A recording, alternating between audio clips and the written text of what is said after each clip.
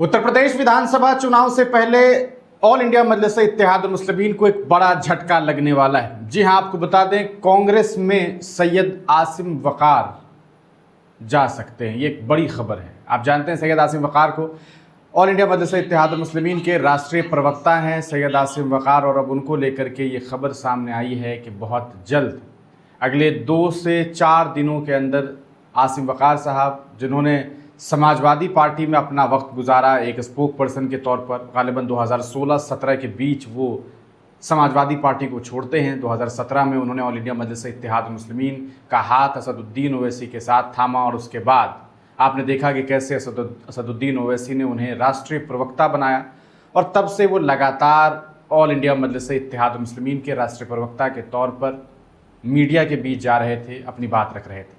लेकिन पिछले कुछ महीनों से, या ये कहिए कि पिछले लगभग 1 से 1.5 साल से अगर आप देखेंगे तो सैयद आसिम वकार और असदुद्दीन ओवैसी के मंच के बीच एक बहुत बड़ी दूरी देखने को मिली। बिहार में विधानसभा का चुनाव हुआ, सैयद आसिम वकार को नहीं देखा गया। बंगाल में विधानसभा का चुनाव हुआ, सैयद आसिम वकार को नहीं देखा गया।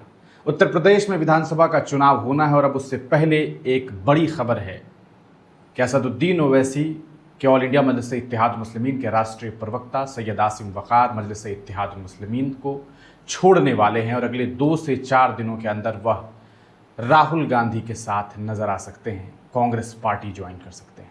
जी हाँ, दरअसल ये खबर सोशल मीडिया की सुर्खियां बनी हुई है, और लगातार सूत्रों के हवाले से ये खबर चल रही है कि बहुत जल्द सैयद आसिम वकार कांग्रेस पार्टी में जाएंगे, और उन्हें उत्तर प्रदेश में कुछ अहम पद जो है वो कांग्रेस पार्टी दे सकती है। इसके साथ यह भी उम्मीद जताई जा रही है, शायद इस बात पर अभी तक बात नहीं बनी है, और इस बात के बनने के बाद कांग्रेस पार्टी के साथ सैयद आसिम वकार जा सकते हैं।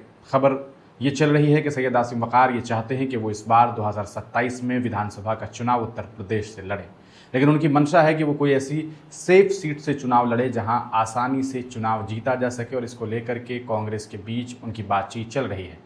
बातचीत तय होने के बाद सैयद आसिम वकार किसी एक सेफ सीट से विधानसभा का चुनाव भी कांग्रेस पार्टी से लड़ सकते हैं।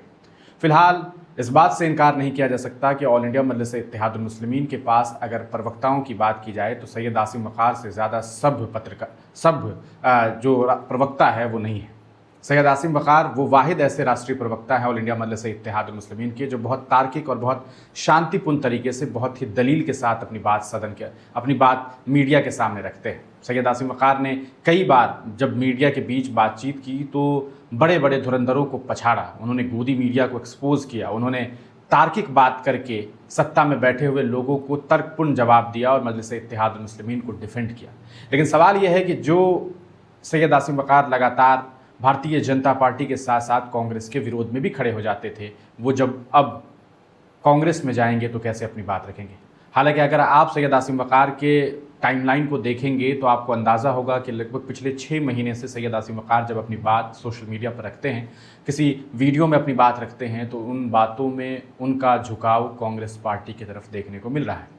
उन्होंने इस बात का भी इजहार किया है कि राहुल गांधी को इस देश का प्रधानमंत्री बनना चाहिए। वो राहुल गांधी में एक योग्य व्यक्ति को देखते हैं, एक योग्य प्रधानमंत्री के तौर पर उन्हें देखते हैं। अब देखना यह है कि जब वो ऑल इंडिया मजलिस-ए-इत्तेहादुल मुस्लिमीन का साथ छोड़ करके कांग्रेस पार्टी ज्वाइन करते हैं, उसके बाद मजलिस के समर्थकों का क्या रिएक्शन होता है। फिलहाल आपका इस पूरे मामले पर क्या सोचना है, अपनी प्रतिक्रिया कमेंट सेक्शन में ज़रूर लिखिएगा।